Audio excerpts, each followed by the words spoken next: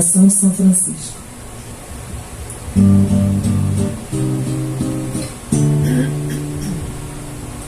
Senhor, fazei-me instrumento de vossa paz, que onde houver ódio eu leve o amor, onde houver ofensas que eu leve o perdão, onde houver discórdias que eu leve a união, onde houver dúvidas que eu leve a fé, onde houver erros que eu leve a verdade, onde houver desespero que eu leve a esperança, onde houver tristezas que eu leve a alegria, onde houver trevas que eu leve a luz.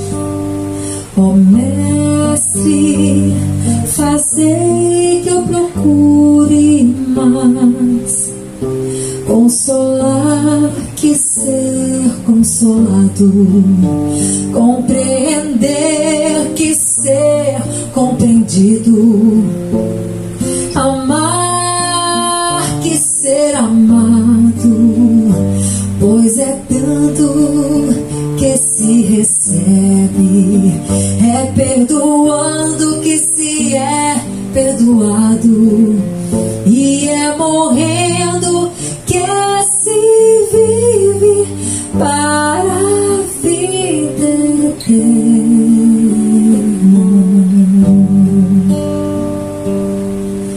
Ó Mestre, fazei que eu procure mais consolar que ser consolado, compreender que ser compreendido, amar que ser amado, pois é tanto que se recebe, é perdoando que se é perdoado, e é morrendo que se vive para a vida eterna.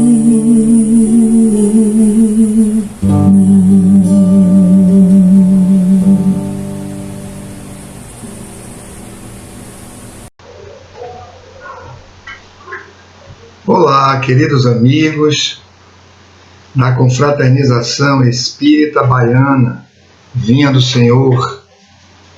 Jesus nos abençoe a todos. Eu fico muito feliz de estar aqui com vocês mais uma vez, e mais um ano, nesse período de aniversário da casa, mais um ano de vida. 84 anos, né? É realmente bastante tempo, de muito trabalho, de muita saúde espiritual para casa. Queria saudar todos os trabalhadores da instituição, na pessoa de nosso querido Ramon. Queria também lembrar a memória do nosso querido amigo Jorge, né, com quem eu tanto conversei. A gente conversava muito, né, ali antes das palestras e tal. Ficávamos sempre levantando algumas questões espíritas, fazendo associação entre a tese espírita e os fatos da vida. E Jorge, com aquela experiência dele, sempre trazendo reflexões sobre o Evangelho, e a gente sempre ali pensando e ali aprendendo, né? Então, é uma casa que produz muito, muito mesmo. Também lembrar da nossa querida Glória Pita, né, que sempre encontrava ali no curso no grupo de estudos, né, das segundas-feiras. Enfim, uma casa de grande produção, de grande trabalho e de grande beleza. Então, parabéns a todos, mais um ano. Estamos aí para poder colaborar com alguma reflexão. A casa me solicitou que nós falássemos sobre o tema: a quem mais é dado, mais será pedido. né? Então, é uma passagem que está em Mateus e em Lucas. Eu vou pegar a passagem de Lucas, que eu achei mais completa. Está em Lucas 12, versículos 43 a 48. Né? Então, Jesus vai apresentar aí uma bem-aventurança, né? Uma bem-aventurança, quer dizer, é um estado elevado do próprio indivíduo. Como se Jesus estivesse dizendo, você estará em um estado mais elevado espiritualmente, moralmente, intelectualmente, se você agir assim, dessa forma. Eu vou ler a passagem para ser fiel a ela, tá certo? E a gente, juntos, passamos a refletir sobre isso. Bom, Lucas, capítulo 12, versículos 43 a 48. Bem-aventurado aquele servo a quem o Senhor, quando vier, achar fazendo assim. Achar fazendo assim é porque ele vinha dizendo do servo que cumpria a vontade do Senhor nos versículos anteriores, né? Em verdade vos digo que sobre todos os seus bens o porá. Colocará esse indivíduo sobre todos os seus bens. Mas, se aquele servo disser em seu coração, o meu senhor tarda em vir, e começa a espancar os criados e criadas, e a comer e a beber e a embriagar-se, virá o senhor daquele servo no dia em que o não espera, e numa hora que ele não sabe, e separá-lo-á, e lhe dará a sua parte com os infiéis. Infiel é todo aquele que sabe a mensagem, mas não cumpre, né? E o servo que soube a vontade do seu senhor e não se aprontou, nem fez conforme a sua vontade, será castigado com muitos açoites. Mas o que não a soube e fez coisas dignas de açoite, com poucos açoites será castigado. E a qualquer que muito for dado, muito se lhe pedirá. E ao que muito lhe confiou, muito mais se lhe pedirá. Né? Então nós estamos vendo aí que Jesus está fazendo uma associação entre o conhecimento da vontade do Pai. Né? Então pessoas, espíritos que já têm um certo desenvolvimento, que já são espíritos mais maduros, que é a maioria de nós. Claro que nós temos espíritos reencarnados que ainda tem uma certa dificuldade em compreender isso. Né? Tem sim uma certa dificuldade, né? Em compreender até Deus, em aceitar Deus, enfim, em louvá-lo, né? Em percebê-lo, em ingressar nesse seu reino, né? Existe, claro que existe, mas já no nosso nível já é um nível de compreensão sobre isso, porque todo mundo em algum grau, em alguma encarnação, passou por alguma religião. Né? E lá no mundo espiritual, quando nós somos preparados para a encarnação, nós também somos advertidos, nós escolhemos tarefas, nós somos envolvidos no planejamento reencarnatório, e que envolve todos esses processos. Então não tem como o espírito dizer que ele não sabia de nada, principalmente aí agora vai o caso dos espíritos que tem envolvimento com alguma religião, os que estão à frente de uma tarefa, né? Esses aí os que têm que estar mais vigilantes nesse sentido, né? Bem mais vigilantes, porque seremos cobrados em função disso.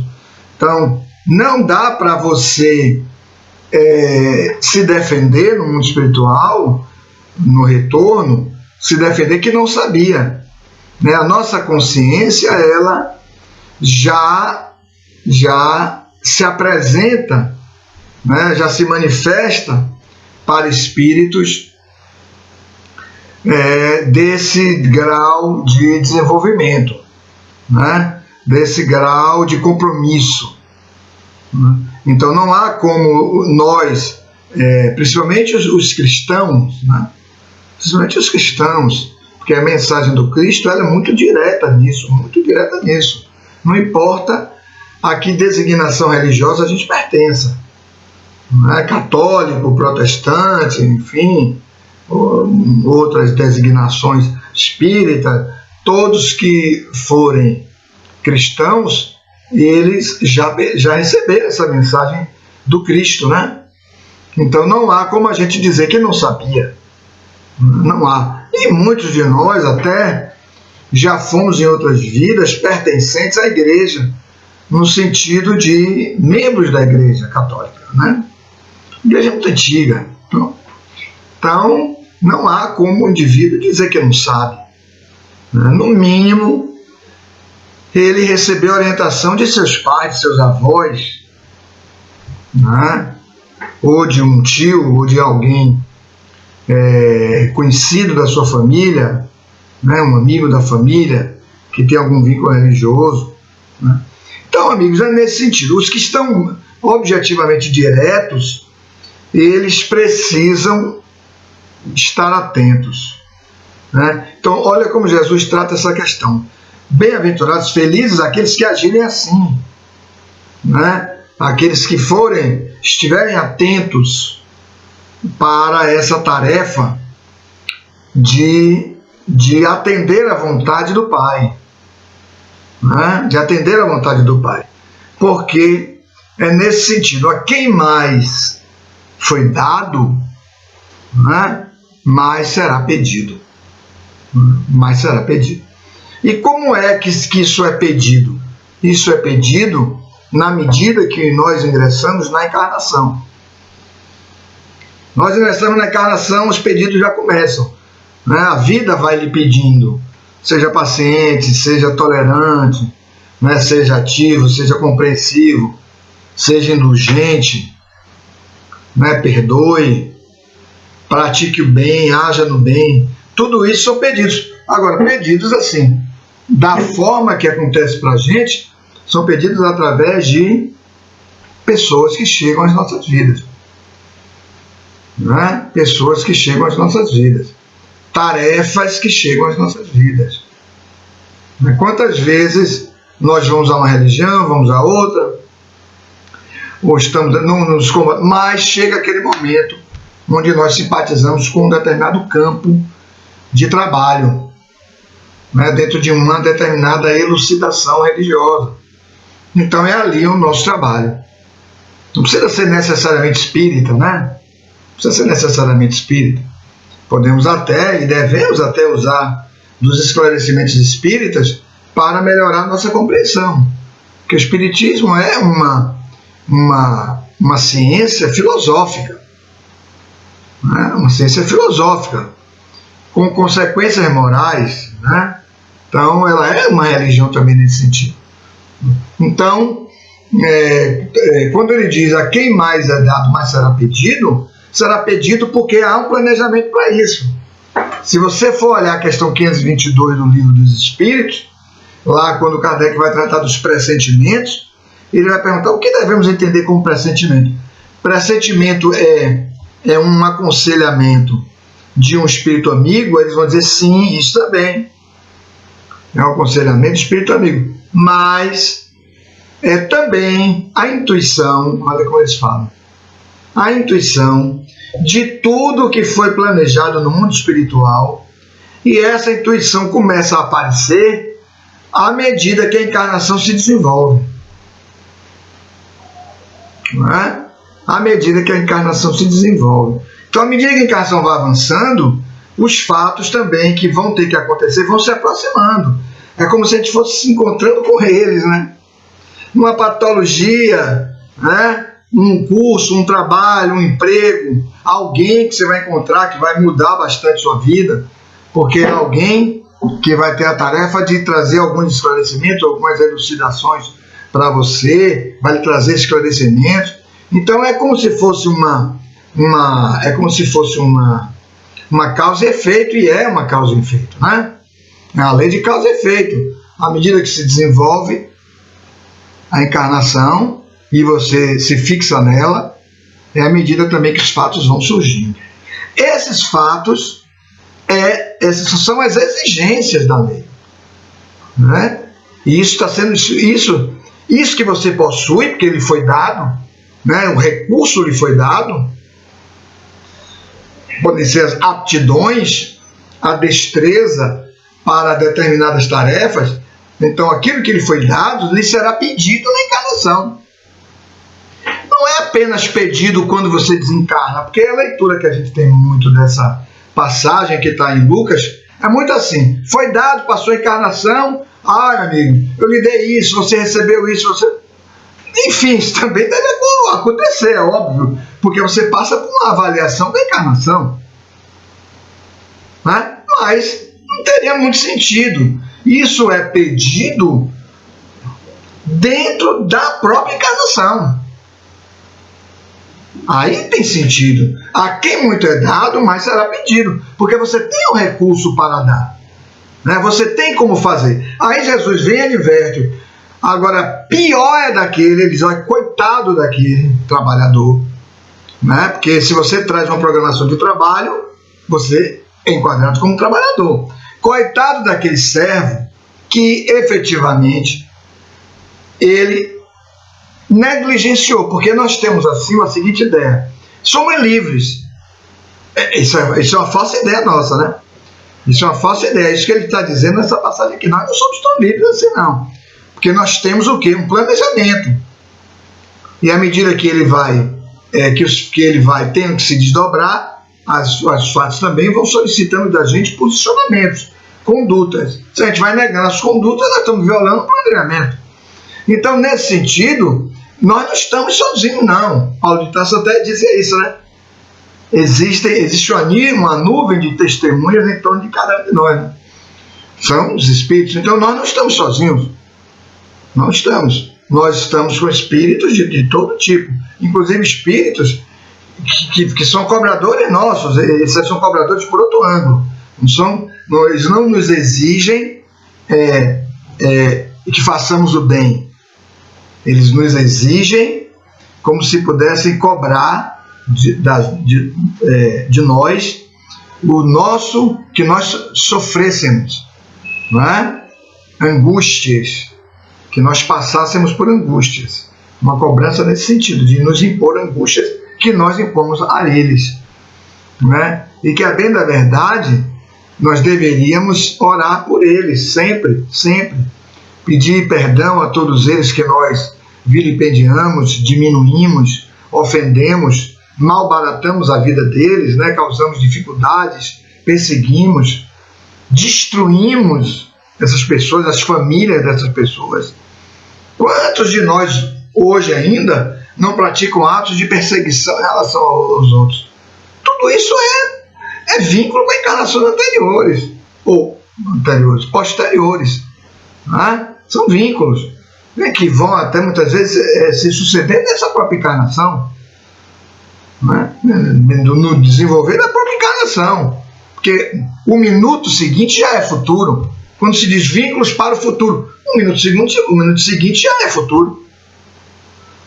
Lembra que o condenado e crucificado disse a Jesus, perguntou a Jesus: Senhor, estarei convosco no reino? Ele disse, aí Jesus falou: hoje mesmo estará comigo no reino. Já é futuro. Ele já tinha saído de um passado onde ele se mantinha ainda no crime, onde ele entrou em algum remorso naquele momento e ingressou no arrependimento. Quer dizer, ele já não era mais a mesma pessoa. Ele já estava no futuro. Quando ele se arrepende, ele já está num outro momento evolutivo, né? Nós já estamos portando outras disposições íntimas. Bom, mas enfim. Então é nesse sentido que nós não estamos sozinhos. Né? Aparentemente estamos, porque não vemos ninguém. Aparentemente estamos. Né? Então veja como a mediunidade também, ela é, de certo modo, serve como instrumento até de vigilância para o médium. Porque o médium tem uma captação maior do que as pessoas de um modo geral. Todos somos médiuns. Está lá o Livro dos Espíritos, é verdade. Mas nem todos temos tanta amplitude de percepção do mundo espiritual. Somos, mesmo que de uma forma bem ainda tímida, de uma forma ainda bem precária, de uma forma ainda bem remota no exercício dessa mediunidade. Mas eu estou falando daqueles que têm uma mediunidade mais desenvolvida. Então, esses daí é até mais complicado violarem seus compromissos, porque eles, na violação, eles já vão sentir a presença da espiritualidade inferior.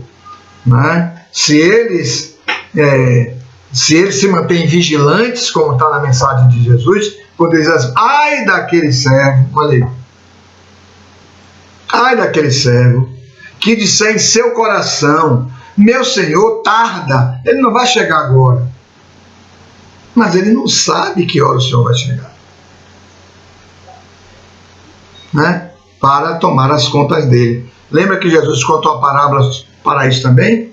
Ele conta a parábola dos talentos. Né? O Senhor viajar, deu 5 talentos a um, 2 talentos a outro e 1 talento ao terceiro. Então, normalmente, esse que recebeu 1 talento, que é esse terceiro, é o mais negligente, é o que tem menos disposições para. Mas o que recebeu 5 é o que é mais dado. Esse será mais cobrado, né? Esse será mais pedido a ele.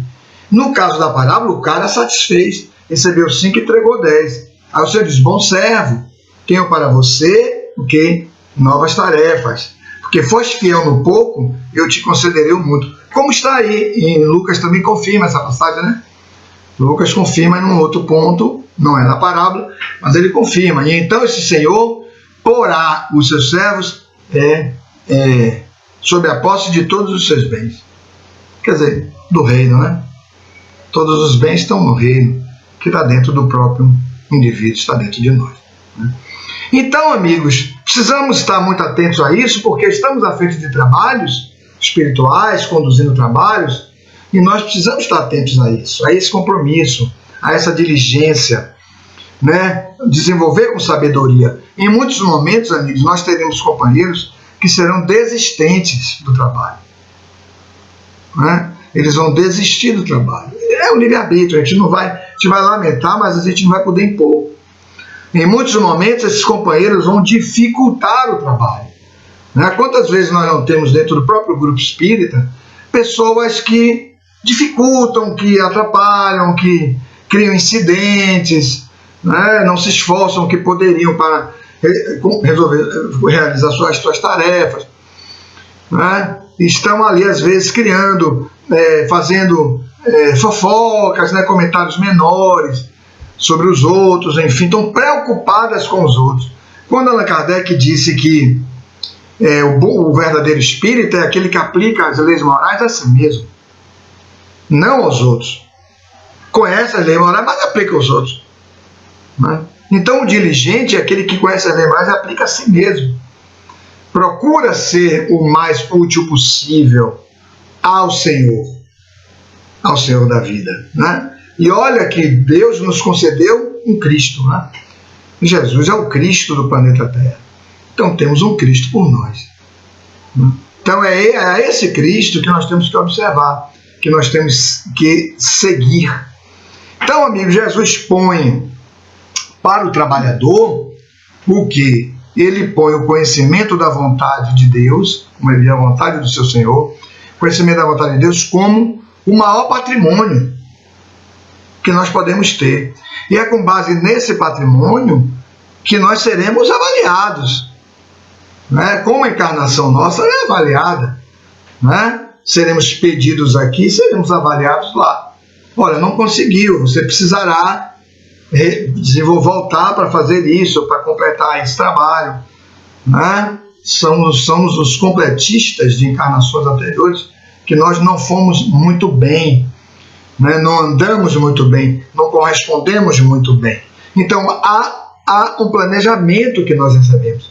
Né? Nós recebemos as revelações. Veja, todos nós temos acesso aos 10 mandamentos, importantíssimos os 10 mandamentos. Não é porque foi lá em Moisés, lá atrás, muito distante, que não. Ele compõe o quadro das leis morais da vida. Não matarás, nós ainda estamos matando. Quem mais mata é o homem dentro da natureza. E mata uns aos outros. Não cometereis falso testemunho, né? Olha aí. Estamos sempre sendo falsos com a verdade para o outro. Não precisa ser perante um tribunal, mas para outra pessoa. Estamos dizendo coisas que não são verdade às pessoas, sabendo que não são verdade.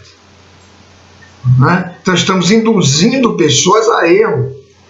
A violação, veja que eu não estou falando nem do Evangelho, estou falando antes, estou falando lá dos 10 mandamentos lá atrás, ainda no Evangelho. Em certa ocasião, após terminar o Evangelho, que Chico Xavier fazia debaixo do abacateiro, né? Vocês devem conhecer que ele tinha essa prática, um abacateiro grande, as pessoas se reuniam e faziam o Evangelho. Aí uma senhora perguntou: Chico, por que o homem ainda é muito violento? Né? O homem ainda é um ser muito grave entre uns com os outros. Aí ele falou para ela assim: minha irmã, o homem ainda é assim porque não cumpre os 10 mandamentos. Olha que coisa interessante. Eu, quando eu vi isso na época, há muitos anos, eu fiquei assim, poxa, mas é verdade, Chico Xavier está corretíssimo. Nós não cumprimos ainda os 10 mandamentos. É brincadeira que situação. Então, nós somos aqueles que recebemos as revelações. Moisés, o Evangelho que Jesus nos trouxe, né? E o Evangelho é o próprio Jesus, né? Ele é a verdade, né? A verdade viva. Recebemos as ciências e recebemos o Espiritismo.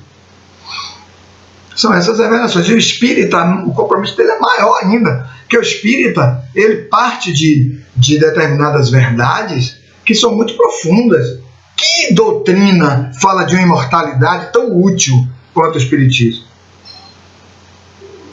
Que doutrina fala da reencarnação com a profundidade que o Espiritismo? Né? Da mediunidade, né? Do trabalho, aquelas leis todas que estão lá no livro do Espírito. A lei do trabalho é a lei que faz você movimentar suas forças. Ninguém fala sobre isso. Muitas religiões falam mais sobre proteção, falam mais sobre punição, né? Deus vai punir, né? Criando um vínculo entre culpa e Deus, que não é uma coisa exata. O próprio Jesus já disse: Deus não quer nada. Ezequiel, o profeta, olha lá atrás, disse: Deus não quer a morte do ímpio, quer que ele se transforme e viva. Ezequiel, imagina, não tinha dito isso. Jesus vem e diz: ninguém sairá da terra sem que pague o último centil. Então é possível pagar, não precisa ser punido. Pagar é trabalhar, é reharmonizar, é recuperar o que você desarmonizou, né? Trazer trabalho para esse campo que você desorganizou. Não precisa você... Porque a pior coisa é você ficar parado se punindo. E, meu amigo, a culpa, estabelecer culpa não resolve nada. Não vai levar você para lugar nenhum. Você precisa desenvolver potencialidade. Porque o objetivo da encarnação é fazer o espírito crescer. Se você ficar parado se punindo, perdeu a encarnação. Perdeu a encarnação. E junto com você, aqueles que seguem você, que há muitos líderes espirituais, né? Líderes, enfim, de grupos, né? de seitas, de religiões, né? Que pregam a culpa com vários interesses aí. Eu não quero nem entrar nesses interesses, mas é o que falam, é o que eles apregoam. As pregações nos templos são feitas com base nisso. Isso já está muito ultrapassado lá atrás, antes de Jesus, lá em Ezequiel, imagina. Né? Então, hoje ainda nós estamos guiados por essa questão, e é óbvio, é natural que Jesus adverte nessa passagem também sobre a questão do tempo. Esse fator fundamental, porque o tempo é algo fundamental. O tempo é o quê? O tempo é muita coisa, né? Se for falar sobre o tempo, é muita coisa. O próprio Santo Agostinho, nas confissões dele, então nós estamos falando do ano de 356, então já tem muito tempo, 1.700 anos de agora, 1.600 e poucos anos de agora, ele vai dizer isso: se alguém me perguntar o que é o tempo, eu sei. Se alguém me pedir para explicar o que é o tempo, eu já não sei. Isso é uma coisa interessante, porque o tempo todo mundo sabe, mas me dá uma definição de tempo, o cara já não sabe. Mas Jesus, na parábola, ele estabelece um pouco isso, na parábola dos talentos, né? O Senhor ia viajar e deu X talentos a um, X talentos a outro. Então o tempo é o campo de possibilidades para que haja relação entre o talento recebido e a tarefa realizada. Esse conceito não é exato, né? Tem muitos conceitos sobre tempo. Eu estou falando do ponto de vista espiritual, né? Então Jesus dá mais ou menos aí uma ideia do que seja o tempo nesse sentido. Há outros conceitos. Eu estou falando do tempo kaipos, que é na linguagem dos gregos, né? Eles apresentavam dois tempos. O tempo cronos, que é o que a gente tem, né? Que é medido de um modo linear, tempo medido pelos fatos, pela sequência dos fatos. No ano de 1512, é quando 1513, é quando 1514, ou o tempo medido em minuto, hora, segundo, tá? No nosso instrumental de medição, os relógios, de um modo geral. Mas eu não estou falando, me referindo a esse tempo, cronos. Estou falando, que criando a expressão cronologia. Eu estou falando do tempo kaipos, que é o tempo que é um tempo medido pelo fato, pela ocorrência, pelo campo de possibilidades. Não é? É um tempo medido nessa relação que Jesus apresenta aí. Recurso, aplicação do recurso. Depois o Senhor voltou. Mas, meu amigo, você não aplicou o talento. Lembra disso? Que é um pouco isso que nós estamos falando aqui, da negligência. Tomem dele o talento e dê o que multiplicou mais. Porque dar-se-á aquele que tem e se retirará mesmo daquele que não tem. Não tem o quê? Disposições íntimas para crescer. Não pode receber o talento. Então eu não posso pedir de alguém que não tenha o recurso, não tenha as condições internas. Né? Lhe deu o talento, você não fez bom, então aí o Senhor será austero, ó, como ele fala aí, receberá açoites. Mas aquele que não sabe a vontade do Senhor, como ele fala, esse, apesar de ter cometido os equívocos, esse receberá menos açoites, será menos exigido, será menos cobrado. Como? Lá também, aqui também. Porque em muitos momentos você não vai poder cobrar de alguém que não tenha o discernimento, o desenvolvimento, a evolução espiritual para fazer um ato de virtude que ele não tinha condições de fazer. Não se cobra a virtude de alguém que não recebeu os recursos para ter a virtude. Né? No grau que a exigência se fazia. Né? Em vários momentos no livro dos Espíritos, os Espíritos vão dizer, você não pode imputar culpa a quem não tinha conhecimento. Você só pode imputar culpa a quem tem consciência do que é possível fazer. Isso é uma relação direta, senão é uma injustiça. Somos criados simples e ignorantes. Aí eu vou exigir de você uma virtude. Questão 115, livro dos Espíritos. Aí eu vou exigir a você em determinado fato da vida que você haja com a supra-virtude. Não tem como. Você não tem experiência, não recebeu os recursos para isso. Você não tem esses recursos, não pode exigir. Muito embora você tenha violado coisa que você já podia. Aí você receberá açoites, ou cobranças, ou impositividades, ou sofrimentos, porque há sofrimentos que são íntimos. Você vê que tem pessoas que não têm desenvolvimento, não têm grau de consciência, fazem, mas nem sofrem. Mas aquele cara fez isso. O cara não está nem aí com o que foi. Ele não entende o que foi feito. Ele não compreende o que foi feito. Né? Isso é uma coisa muito difícil. E dentro do campo das nossas relações, é algo muito difícil de se entender. Porque às vezes o indivíduo cobra de pessoas que não tem para dar. Como é que você pode exigir se não tem para dar?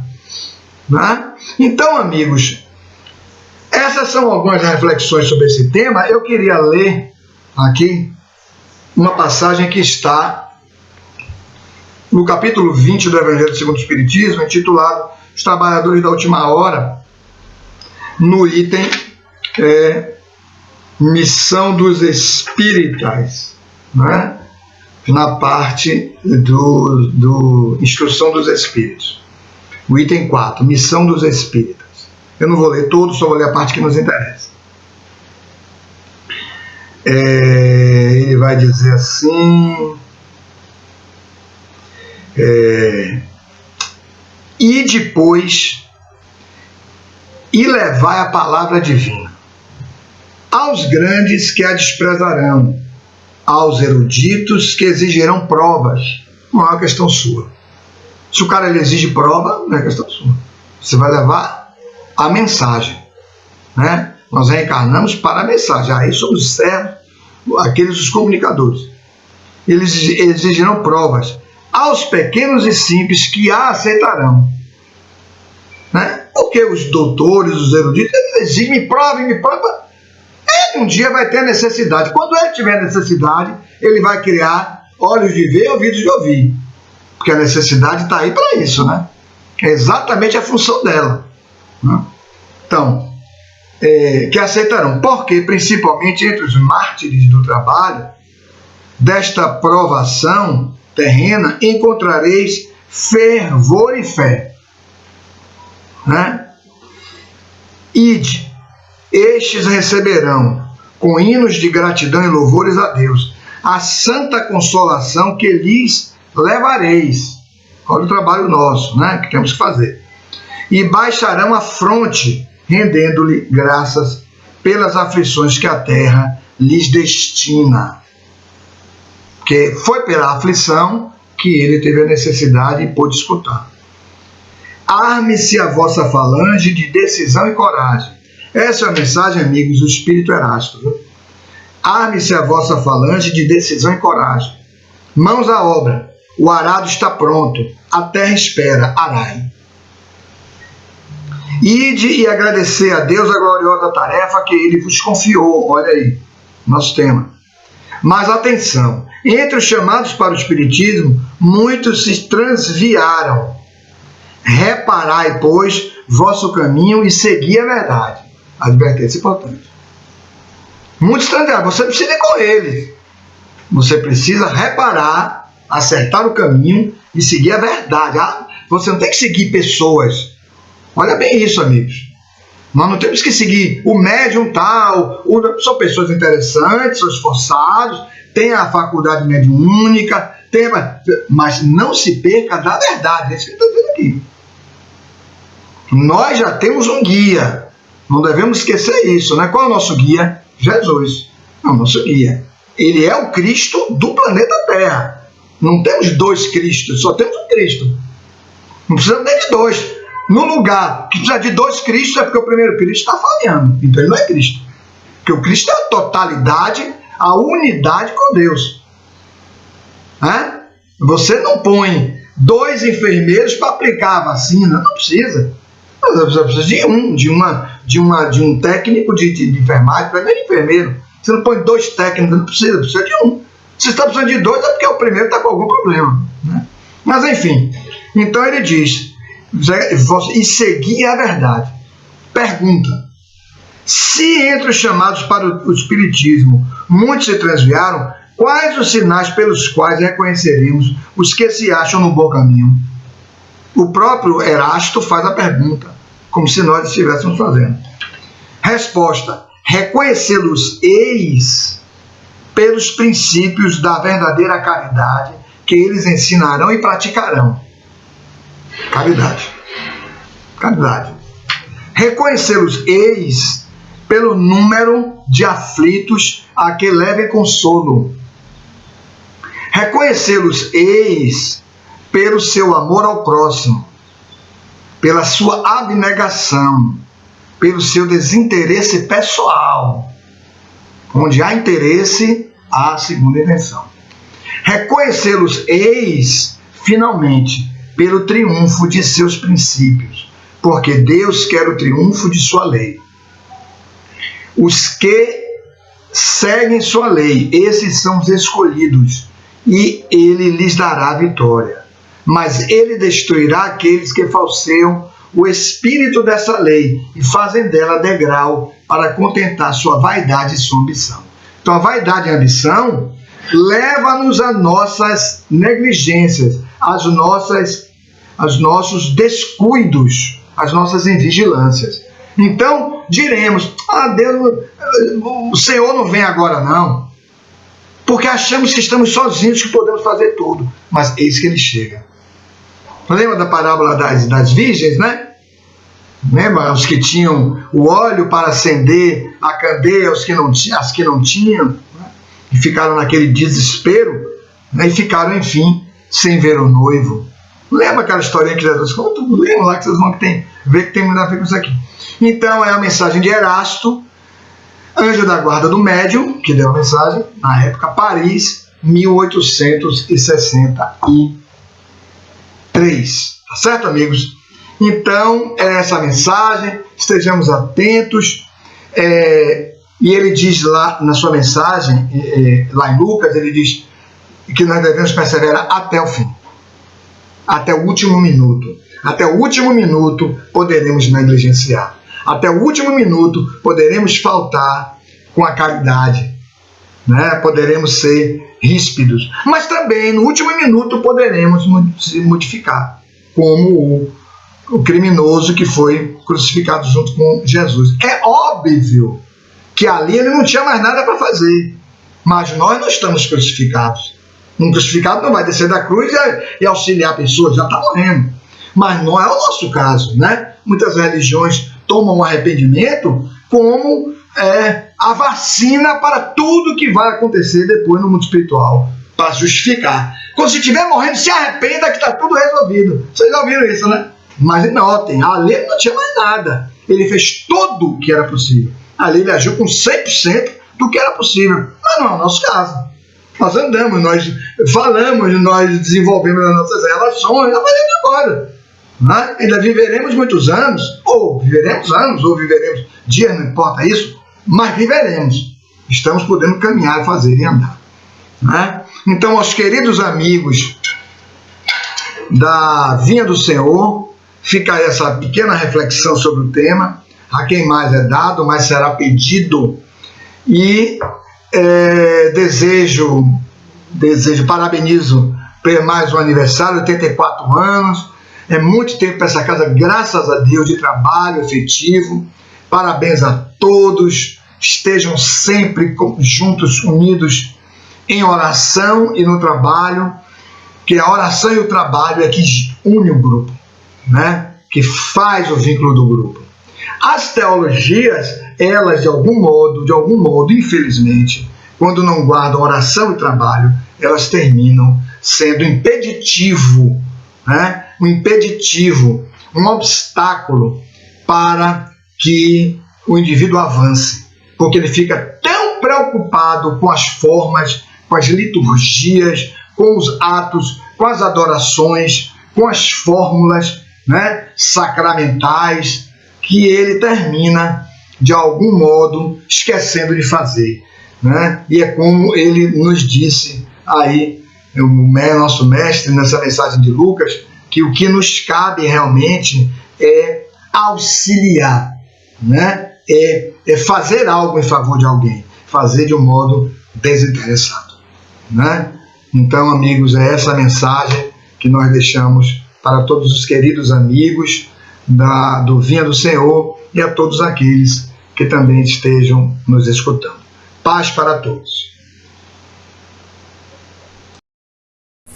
O homem, Roberto Carlos.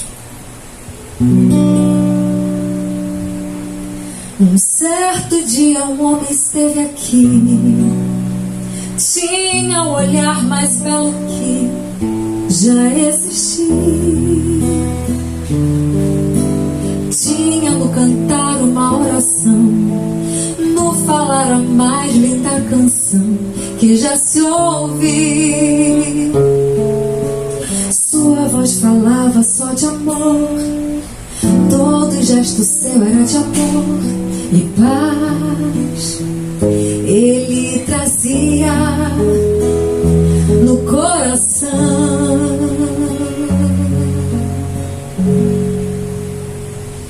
Ele pelos campos caminhou, subiu as montanhas e falou do amor maior. Fez a luz brilhar na escuridão, o sol nascer em cada coração que compreendeu que além da vida que se tem, existe uma outra vida além. E assim o renascer, morrer não é o fim.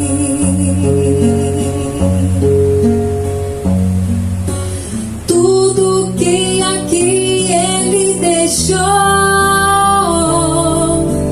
não passou. existir.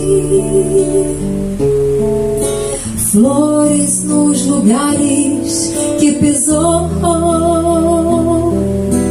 e o caminho certo pra seguir.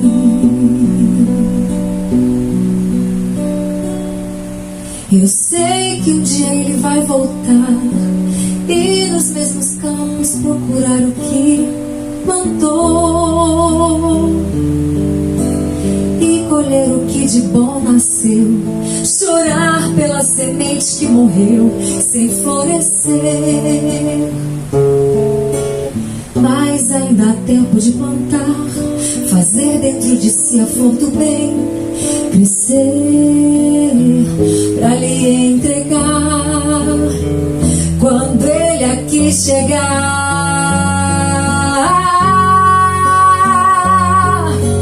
Tudo que aqui ele deixou não passou e vai sempre existir. Flores nos lugares que pisou e o caminho certo pra seguir. Tudo que aqui ele deixou não passou e vai sempre existir. Flores nos lugares que pisou e o caminho certo